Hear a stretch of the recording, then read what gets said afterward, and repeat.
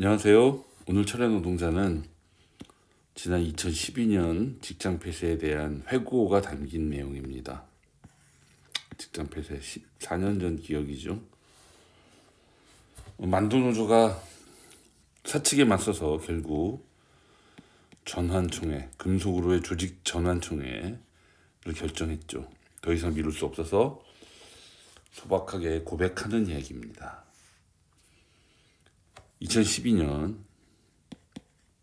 7월 27일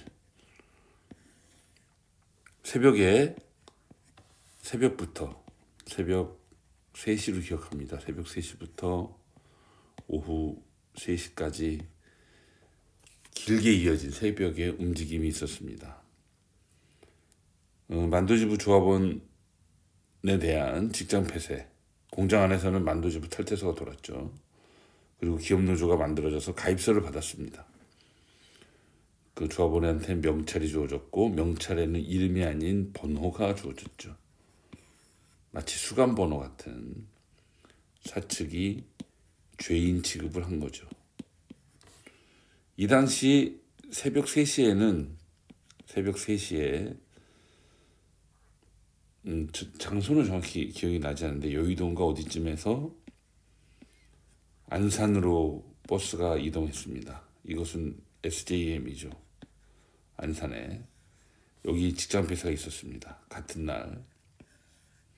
그리고 만도로 가는 건 아니다라는 것에서 안도를 했지만 오히려 오후 3시에 무초에서 다시 대량의 버스가 이동합니다. 이것이 만도로 왔던 거죠. 한편 SJM은 용역이 들어와서 이 파업 투쟁하고 있던 조합원 동지들 다 끌어냅니다. 폭력적으로 끌어내죠. 그리고 용역이 공장을 장악했는데 SJM은 조합원 동지들이 똘똘 뭉쳐서 밖에서 투쟁을 이어갔습니다. 그리고 9월 27일 결국 사측은 항복했죠. 하지만 만도는 만도노조가 다수노조가 되고 만도지부는 소수로 전락했고 복수노조 체제가 고착됐습니다. 이런 와중에 금속전환총회가 14년 만에 이루어집니다. 동지들 앞에 호소드리는 내용입니다. 결국 이런 직장 폐쇄로 인해서 직장 폐쇄 과정에서 사측이 만들어 놓은 여론 지형이 있죠. 금속은 이제 악마화된 겁니다. 그리고 그 당시 지부 집행부까지 사측은 이 원인을 지부 집행부로 돌렸죠. 전체 조합원 동지들의 불신과 원망이 이때 가슴 깊이 아로새겨졌습니다. 조합원 동지들께 노동조합은 최후의 보루죠. 하지만 사측의 공세에 슬기롭게 대처하지 못했습니다. 그리고 직장 폐쇄 후에도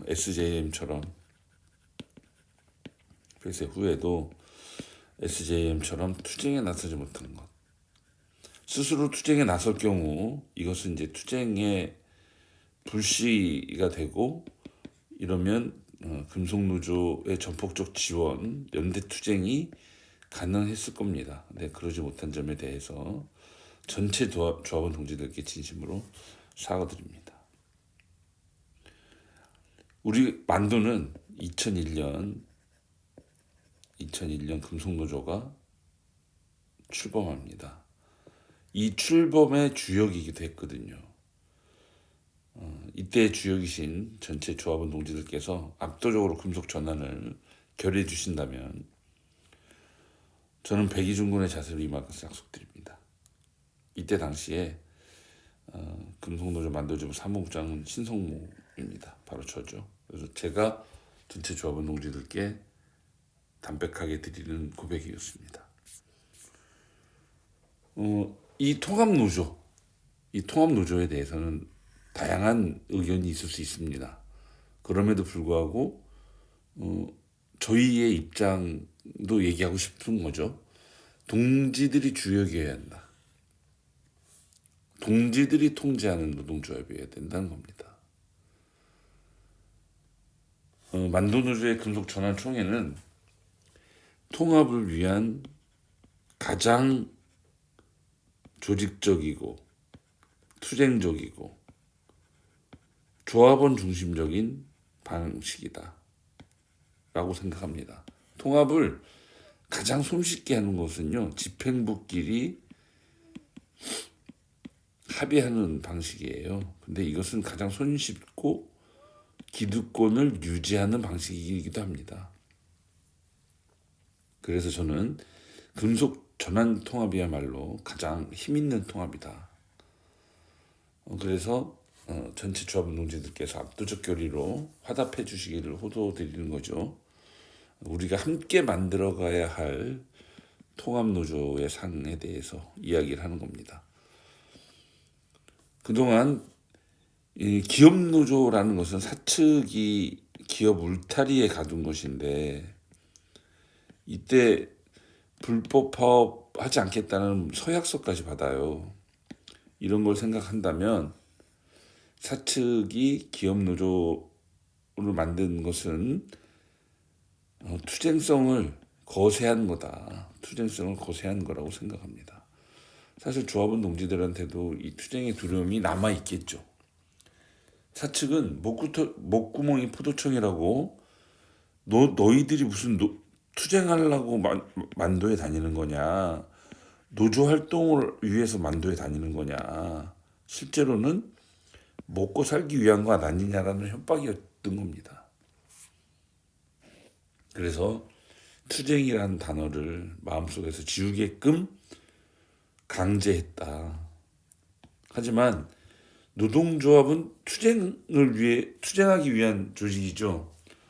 단결해서 교섭하고 투쟁하기 위해서, 투쟁을 통해서 교섭 결과를 얻어내기 위해서. 물론 사측이 적극적으로 안을 제시하고 노조 요구에 화답한다면 좀 변화는 있을 수 있죠. 하지만 사측은 절대 그렇지 않는다는 거죠. 그래서 단결은 투쟁을 잘 하기 위해서 단결이지, 단결 자체가 목적일 수는 없습니다. 예를 들어서 노조가 복수노조 체제에서 다수를 차지해야 하는 이유는 대표 교섭을 하기 위해서가 아니라 투쟁을 잘하기 위해서죠. 소수노조도 투쟁하면 되지 않느냐라고 얘기할 수 있지만 소수노조의 투쟁은 위력이 그만큼 줄어들기 때문입니다. 자, 그러면 좋으나 싫으나 막닥뜨려야 된다. 결국 정몽원 회장을, 투쟁이라는 수단을 장착한 통합노조가 바라볼 곳은 어디겠냐 이겁니다. 아래 표를 먼저 볼까요? 이게 HL 홀딩스 지주회사죠. 이게 만도를 지배하는 겁니다. 그러니까 정몽원 회장이나 정 회장이나 3세는 이 주식을 확보하고 있으면 만도는 저절로 지배됩니다. 현재 정 회장 같은 경우가 27%, 전에 한 23% 수준이었는데 많이 좀 늘었네요. 그것은 요건 나중에. 그리고 이제 배우자분, 자녀분들이 늘었는데 자녀분들이 과거에는 이게 1%가 안 됐어요. 근데 끊임없이 장내 매수를 통해서 높였습니다. 근데 이 내용을 보니 이 두 자녀의 지분이 증가되는데 이것이 감액배당이다라는 방식이랍니다.